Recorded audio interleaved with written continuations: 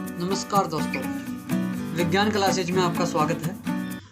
हम पढ़ रहे थे मात्रक व मापन के 2 पार्ट पढ़ चुके हैं। आज है आपका तीसरा पार्ट। वीडियो इतना लेट आ रहा है उसके लिए वी आर वेरी सॉरी, क्योंकि कुछ इश्यूज़, फिर रक्षाबंधन आ गया तो उसकी वजह से वीडियो नहीं बन पाया। और अब से आपको video regularly time to time मिलता रहेगा। तो अब हम आते हैं अपने टॉपिक पे। ये देखो समय के अन्य मात्रक, जो कि पिछले वीडियो में वीडियो लंबा होने की वजह से थोड़ा रह गया था, तो आप इसको गौर फरमाइए। देखो, 1 मिली सेकेंड में होता है 10⁻³ सेकेंड, और 1 माइक्रो सेकेंड में होता है 10⁻⁻6 second. 1 nano second is equal to 10⁻⁹ second, और 1 pico second is equal to 10⁻12 second. 1 minute 60 second होते ही हैं। 1 घंटा हो गया 3600 सेकंड या 60 मिनट, और 1 दिन में होता है 86,400 सेकंड, क्योंकि ये 1 घंटे की हो गई, ये 1 घंटे की हो गई, और इसको 24 घंटे से गुणा कर दिया तो अपने पास ये आ गई। और 1 साल में 3.156 गुणा 10⁻7 सेकंड होती है। ये आपके समय के अन्य मात्रा हो गए। तो अब हम देखते हैं त्रुटियाँ, एरर्स। त्रुटियाँ होती क्या है?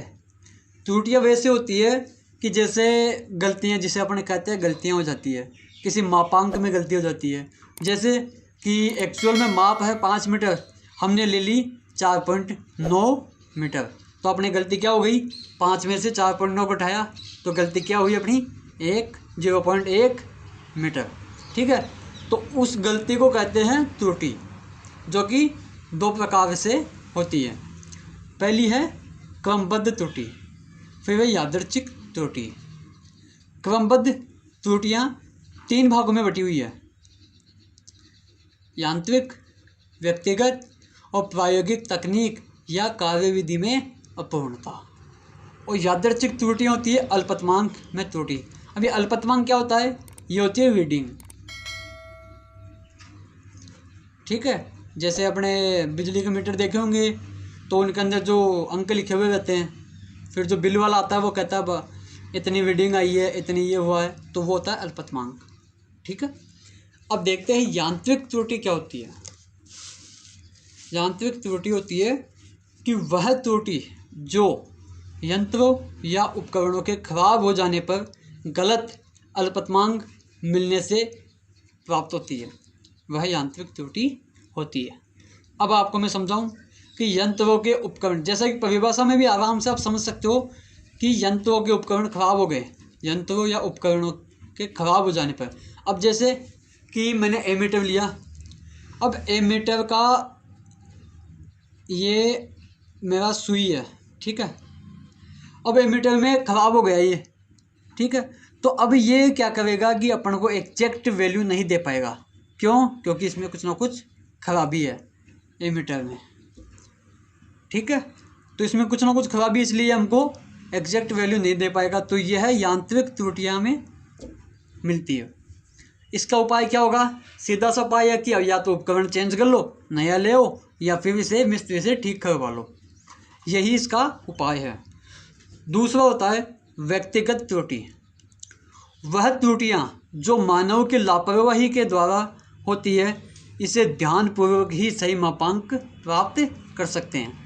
तो अब व्यक्तिगत त्रुटि क्या होती है कि जैसे मानव की लापरवाही, जैसे कि मैं रीडिंग ले रहा हूँ, अल्पतमांक ले रहा हूँ, मेरा ध्यान कहीं और है और मैंने 0.003 की जगह 0.03 ही ले लिया, अर्थात 0.003 की जगह मैंने 0.03 ही ले लिया। तो ये थी अपनी एग्जैक्ट वैल्यू, और ये अपन ने गलती कर दी क्योंकि हमारा ध्यान या तो बातों में था या कहीं और था। तो ये हमारी लापरवाही के कारण ये गलत रीडिंग आ गई। ठीक है, ये सही हो गई, ये अपनी गलत रीडिंग हो गई। तो अब आपको अगर कोई पूछे कि रीडिंग जो गलत निकली थी, जो आपकी त्रुटि है, एग्जैक्ट त्रुटि क्या होगी, तो आप इसमें से माइनस कर दो, आपके पास त्रुटि आ जाएगी। ठीक है, अब देखो आगे। अब है आगे व्यक्तिगत हो गया, प्रायोगिक या कार्यविधि में अपूर्णता। अब देखो, जैसे बाह्य कारकों जैसे दाब, ताप, आर्द्रता, ठीक है, आदि से उत्पन्न हुई त्रुटि इसी वर्ग में आती है। कहने का मतलब ये हुआ कि जैसे वायुमंडल में बादल है, ठीक है, तो दाब, ताप और आर्द्रता, जैसे बरसात हुई, बरसात होने के जैसे बैरोमीटर है, अब बैरोमीटर का अचानक से टेम्परेचर गिर, वो जो पारा होता है वो गिर जाता है, बैरोमीटर एकदम से गिर जाए तो मतलब क्या हुआ कि दाब पूर्णतः कम हो गया, ठीक है। अब यदि वहीं पे आर्द्रता हो, जैसे बरसात हुई हो, तो वह गिरेगा नहीं, थोड़ा ऊपर रहेगा, ठीक है, तो वह पूरा नहीं गिरेगा, वह यहाँ तक रहेगा। तो ये जो हुआ अपने पास, ये त्रुटि आ गई अपने पास, क्योंकि प्रयोग यानी प्रायोगिक तकनीकी के द्वारा जो अपने पास गलतियाँ होती है वही प्रायोगिक तकनीकी त्रुटि होती है। अब जैसे उदाहरण देखो, ये मानव शरीर का ताप ज्ञात करने के लिए आप ताप मापी को बगल में लगाते हैं, जैसे डॉक्टर लगाते हैं ना बगल में या जीभ के नीचे, तो तापमान मापेंगे तो वह वास्तविक ताप से कुछ कम ही होगा। वो क्यों होगा कि जैसे आप गर्मियों में ताप माप रहे हो, बॉडी का टेम्परेचर वैसे भी हाई रहता है बाहर से, तो यदि आप बगल में लगाते हो तो टेम्परेचर ज़्यादा होगा, 98 डिग्री से 98 डिग्री फ़ारेनहाइट से ज़्यादा होगा। और यदि वहीं आप सर्दियों में लेते हो तो वह थोड़ा बहुत कम होगा, थोड़ा ज़्यादा नहीं होगा, बहुत ही कम होगा, डिफरेंट बहुत कम होगा, लेकिन गलत रहेगा अपना, वो एग्जैक्ट नहीं आ पाएगा। वो क्यों नहीं आ पाएगा?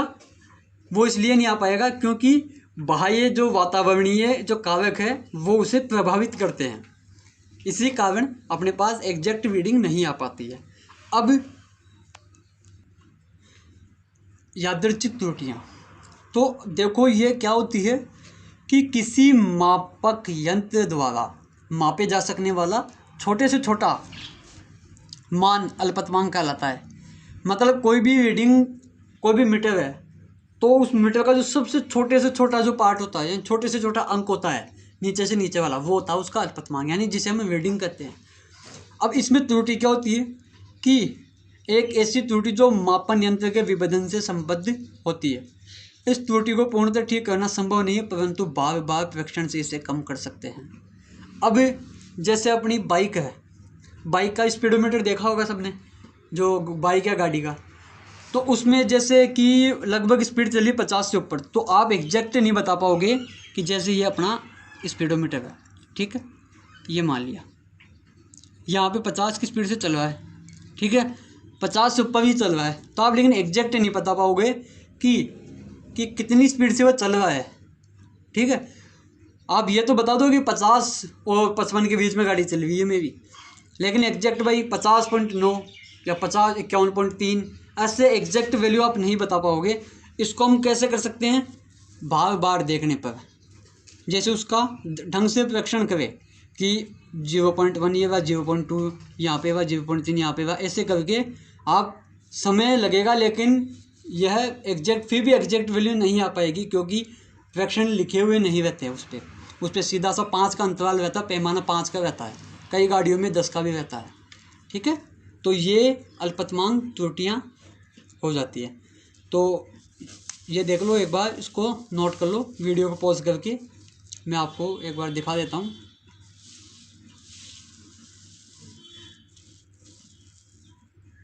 ठीक है, आगे चलते हैं हम। अब आती है निरपेक्ष तथा आपेक्षिक त्रुटियाँ। ये एग्ज़ाम की दृष्टि से अत्यंत महत्वपूर्ण है, इम्पोर्टेंट है, और परम त्रुटि निरपेक्ष त्रुटि को ही कहते हैं। ये चीज़ ध्यान रखना, कहीं एग्जाम में आपको आ जाएगी निरपेक्ष त्रुटि निकालिए या परम त्रुटि निकालिए, तो दोनों सेम ही रहती है, कोई डिफरेंस नहीं होता उनमें, ठीक है। तो अब देखो निरपेक्ष और तथा आपेक्षिक त्रुटियाँ होती क्या है, तो इनको डिवाइड करते हैं। सबसे पहले देखो कि माना किसी भौतिक राशि का माप x है, कोई भी भौतिक राशि मान ली मैंने, जैसे वेग की मान ली मैंने x माप है, पहले लिया, उसकी माप है x मापा जाता है, तथा उसकी n माप ली जाती है। जैसे मैंने 50 बार उसको देखा, 50 बार उसकी रीडिंग ली, 50 बार उसको मापा, तो n बार माप लिया मैंने उसको, तो क्रमशः जैसे जो अपन ने जितनी बार मापा, x1 x2 x3 dash dash dash xn, ठीक है।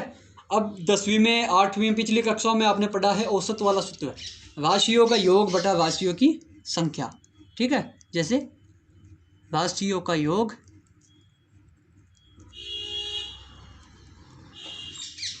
बटा राशियों की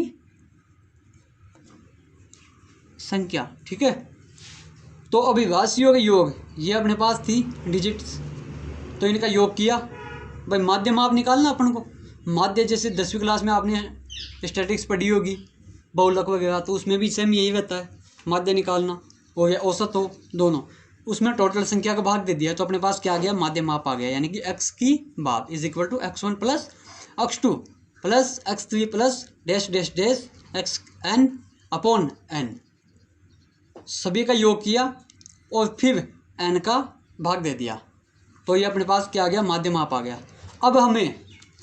अब आगे देखते हैं कि अपने पास वैसे एग्जैक्ट वैल्यू है नहीं, हमें पता नहीं कि एग्जैक्ट वैल्यू क्या है, तो हम क्या करेंगे कि जो अपने पास माध्य माप आई है उसी को ही हम वास्तविक माप मान लेते हैं। तो माना कि वास्तविक माप माध्य माप है। ठीक है, तो वास्तविक माप तथा मापित मान के मध्य के अंतर को ही परम त्रुटि या निरपेक्ष मान कहा जाता है। तो वास्तविक मान और मापित मान, जो अपन ने जो मापा है ना मान, वो उन दोनों के मध्य के अंतर को ही परम त्रुटि या निरपेक्ष त्रुटि कहा जाता है। तो ये डेल एक्सन हो गया, जिसको हम किससे, निरपेक्ष मान को इससे डिनोट करते हैं। तो एक्सन क्या था अपना, टोटल माप, जो अपने पास वास्तविक माप हुआ था ना वो, और ये अपना माध्य माप हो गया। तो इन दोनों के अंतर को ही क्या कहते हैं, डेल एक्सन, यानी कि परम त्रुटि या निरपेक्ष मान। अब देखो आगे, तो वो तो होता है जैसे n है, अब एक के लिए करें तो del x is equal to x1 minus x की बात। इसी प्रकार डेल x2 अगर दूसरी निरपेक्ष त्रुटि निकाले, परम त्रुटि निकाले, तो x2 माइनस एक्स की बात। इसी प्रकार से अगर n भी निकालूँ मैं, तो del xn is equal to xn minus x की बात। अब वही कुल निरपेक्ष त्रुटि निकालनी है, तो डेल x की बात क्या हो जाएगी, इन सभी का योग बटा जितनी संख्या हमने ली है, n संख्या लिए, n का भाग दे देंगे। ठीक है, तो ये अपना परम त्रुटि या निरपेक्ष त्रुटि आ गई। अब इसी के साथ आपेक्षिक त्रुटि क्या होती है। आपेक्षिक त्रुटि देखो, आपेक्षिक त्रुटि होती है कि कुल निरपेक्ष त्रुटि जो अपनी ये रही तथा वास्तविक मान के अनुपात को आपेक्षिक त्रुटि कहते हैं। तो आपेक्षिक त्रुटि ये रही, तो कुल निरपेक्ष क्या थी अपने पास, डेल एक्स भाग, और वास्तविक मान था अपना x की भाग, जो अपन ने ये इधर मापित मान को ही मान लिया था। इधर देखो, तो इसका माप, इसका वास्तविक माप, इनका अनुपात ही आपेक्षिक त्रुटि कहलाता है। ठीक है, समझ में आ गई। आगे चलते हैं। अब प्रतिशत त्रुटि क्या होती है। प्रतिशत त्रुटि होती है कि आपेक्षिक त्रुटि में, अब जैसे प्रतिशत, आप सबको पता है कि प्रतिशत का मतलब क्या होता है, 100 से मल्टीप्लाई। ठीक है, तो अब आपेक्षिक त्रुटि को 100 से मल्टीप्लाई कर देंगे तो अपने पास प्रतिशत त्रुटि आ जाएगी। तो आपेक्षिक त्रुटि इस मल्टीप्लाई बाय 100 परसेंटाइल हो गई। तो डेल एक्स परसेंटेज क्या हो गया अपने पास, आपेक्षिक त्रुटि जिसका सूत्र ये रहा, गुणा 100 से इसको कर दिया मैंने, गुणा कर दिया, तो ये अपने पास क्या आ गई, प्रतिशत त्रुटि आ गई। ठीक है, यहाँ तक कोई दिक्कत नहीं होनी चाहिए। अगर फिर भी आपको कहीं दिक्कत है तो आप वीडियो को एक बार फिर से देख लीजिए, लेकिन वीडियो को कंटिन्यू, एक बार समझ में नहीं आया तो दूसरी बार देखिए, तीसरी बार देखिए, समझ में ज़रूर आएगा, क्योंकि यह नींव है आपके फिजिक्स में कदम रखने की। तो पहला कदम यही है, क्योंकि अगर ये चैप्टर आपके समझ में आ जाएगा तो आपके आगे भी कहीं दिक्कत नहीं आएगी। जैसे इसमें आगे हम पढ़ेंगे विमाएँ, जो आपका कभी पीछा नहीं छोड़ेगी। ठीक है, तो ये मैं आपको दिखा देता हूँ आराम से। इसके नोट्स एक ऐसी चीज़ आपको अवश्य बनाना है और उनको ही पढ़ना है। ठीक है, चलो आगे। और अगर आपको पिछले वीडियो की चाहिए तो आप आई बटन पर क्लिक कीजिए या डिस्क्रिप्शन में जाइए, आपको वीडियो मिल जाएंगे। और बुक्स वगैरह आई होप सबने खरीद ली होगी। अब उनको पढ़ना चालू कीजिए, क्योंकि पता नहीं स्कूलें कब खुले कब नहीं खुले, लेकिन एग्ज़ाम तो लगेंगे ही ना कभी तो अगले सेशन में एग्ज़ाम तो लगने ही है, इसलिए आपकी तैयारी एकदम परफेक्ट होना चाहिए। ठीक है, चाकू के धार दे के रखो, जब भी आए काट दो। ठीक है, फल को। अब देखो आगे एक एग्ज़ाम्पल है, एग्ज़ाम्पल करते हैं। एग्ज़ाम्पल से आप इन सभी चीज़ों को समझ जाओगे। एग्ज़ाम्पल में क्या है कि एक प्रयोग में पानी का अपवर्तनांक। अब ये जो अपवर्तनांक शब्द है ना, ये आपको 12th में समझाया जाएगा। इसका हल्का सा मैं ब्रीफ दे देता हूँ कि अपवर्तनांक को म्यू से डिनोट करते हैं, और ये एक ऐसी राशि होती है, यह डायमेंशन लेस होती है और यूनिट लेस होती है। मात्रक और विमाहीन दोनों ही रहती है, इसके कोई मात्रक और विमा नहीं होती है।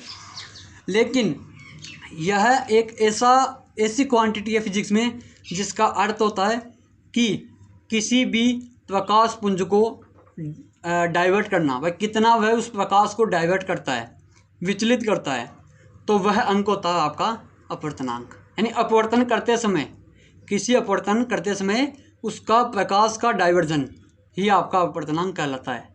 तो अब जैसे पानी है, इसमें दे रखा है कि 1.23 दोनों 1.33 1.34 1.35 1.32 1.36 1.30 1.33 प्राप्त हुआ। अब मैंने एक प्रयोग किया तो उसमें मेरे पास हर बार ये रीडिंग आई। इसके आधार पर माध्य त्रुटि, परम त्रुटि व प्रतिशत त्रुटि की गणना कीजिए। तो अब अपने पास देखो 1.23 ये सभी, जैसे मैंने मान लिया इसको, अब x1 क्या है मेरे पास 1.29, x2 क्या है 1.33, x3 है मेरे पास 1.34, x4 है मेरे पास 1.35। ठीक है, और x5 मेरे पास क्या है 1.32, x6 इज इक्वल टू 1.36 और x7 इज इक्वल टू 1.30 और x8 इज इक्वल टू 1.33। ये अपने पास हमने इनको मान लिया। अब माध्य त्रुटि टोटल ये आ गई।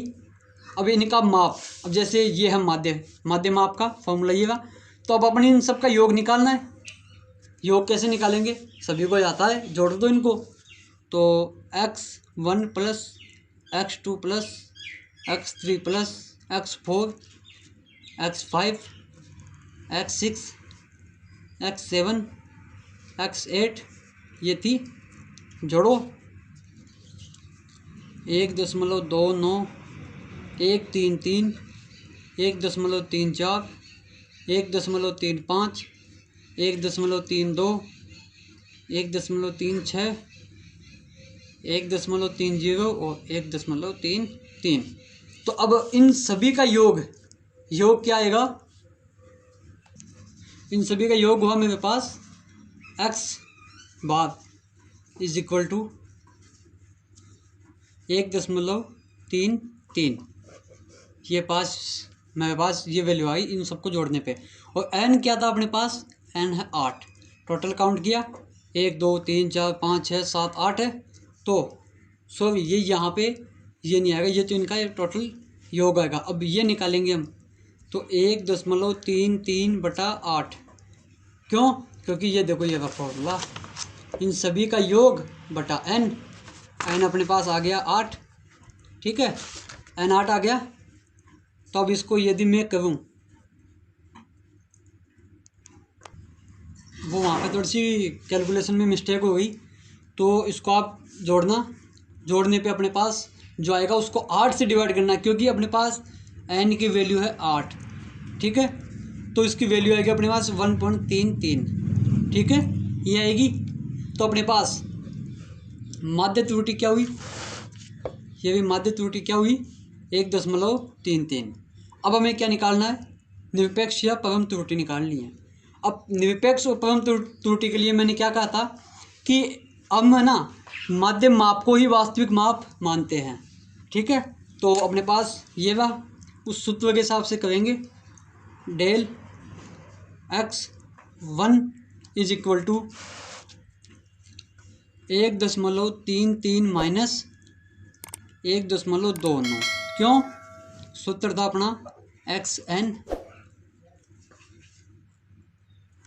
ठीक है, ये था, तो अपने पास ये रहा, ठीक है, माइनस xn, x1 हो गया, ये रहा, x2 ये रहा, x3 ये रहा, x4 ये रहा, 5 6 7 8 ये रहे। तो इसी के प्रकार तो ये आ गया प्लस के 0.04। इसी प्रकार से मैं यदि ये निकालूं 1.33 minus 1.33 is equal to 0, 1.33 minus 1.34 is equal to 0.01, वो भी माइनस में। डेल x4 निकालेंगे, 1.33 माइनस 1.35 इज इक्वल टू हो जाएगा माइनस के 0.02। ये इसी प्रकार से 5 निकालेंगे, 1.35 हो गया, ये 3.2 इज इक्वल टू प्लस के 0.01। ये 6 निकालेंगे, 1.33 minus 1.36 is equal to minus 0.03, ठीक है। और यहाँ पे निकाल लेता हूँ 7, 1.33 माइनस 1.30 इज इक्वल टू क्या हुआ अपने पास प्लस के 0.03। और इसी के साथ ये अंतिम निकालेंगे 1.33 माइनस 1.33 इज इक्वल टू 0। ये सभी आ गए अपने पास प्रथम त्रुटि में। अब इन सभी को जोड़ेंगे, जोड़ के n का भाग डिवाइड कर देंगे तो अपने पास आ जाएगी निरपेक्ष त्रुटि या कुल निरपेक्ष त्रुटि आ जाएगी या कुल परम त्रुटि। तो इन सभी को जोड़ेंगे, del x1 plus del x2 plus del x3 del x4 del x5 del x6 del x7 plus last one is del x8 upon n। क्या आएगा अपने पास डेल x की पावर डेल x की बार ये आएगी। तो अब इन सभी डिजिट को रखूँ मैं। अब इनमें एक चीज़ मैं आपको बताऊं कि ये जो प्लस ये माइनस ये प्लस, ये इनके चिन्ह को ही सिर्फ इनको ये बता रहे हैं कि हाँ भाई इनमें से ये आया। तो अपन को एग्जैक्ट अब जैसे जोड़ बाकी करना, अपन को इन सभी को जोड़ना है, तो जोड़ने में यह चिन्ह को भूलना अपन को इन सभी को, क्योंकि माध्य के समय हम इन सभी को भूल जाते हैं, इनका कोई महत्व नहीं रहता है।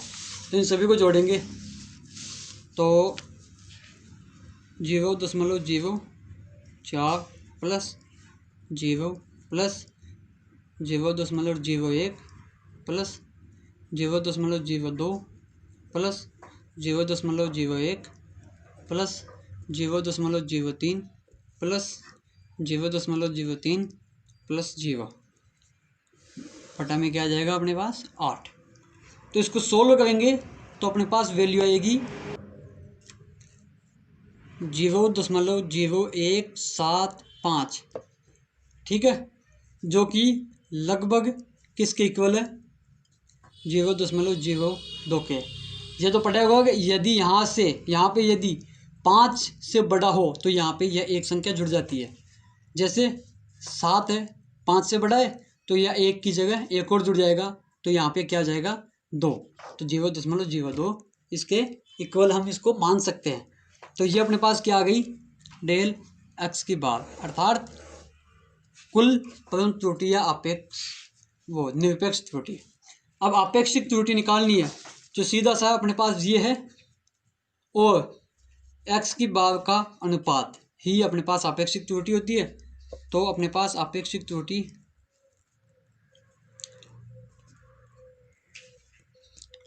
Is equal to del x की बार अपॉन x बार। तो ये था अपने पास 0.02 अपॉन 1.33। ठीक है, तो ये आ जाएगा अपने पास 0.015, जो कि किसके इक्वल है, लगभग वही 5 है, 5 से बड़ा है तो यहाँ पे एक जुड़ जाएगा, 0.02 के इक्वल है। यहाँ तक कोई दिक्कत नहीं होनी चाहिए, अगर है तो वापस से वीडियो को फिर से देख लीजिए। अब है प्रतिशत त्रुटि।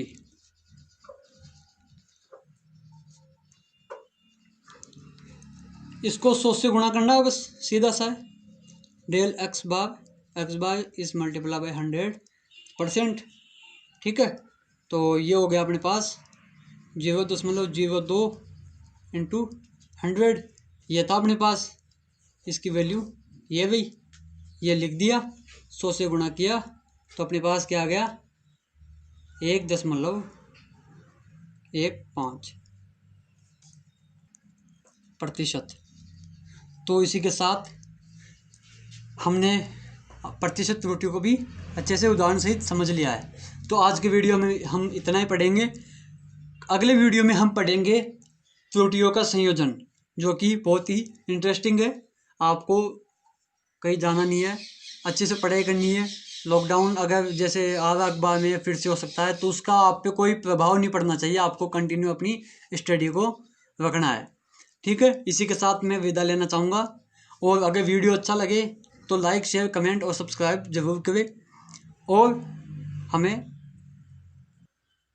हमें बताइए कि कमेंट बॉक्स में कि आपको वीडियो कैसा लगा। और अगला पार्ट आपको जल्द ही मिल जाएगा। इसी के साथ जय हिंद, जय भारत।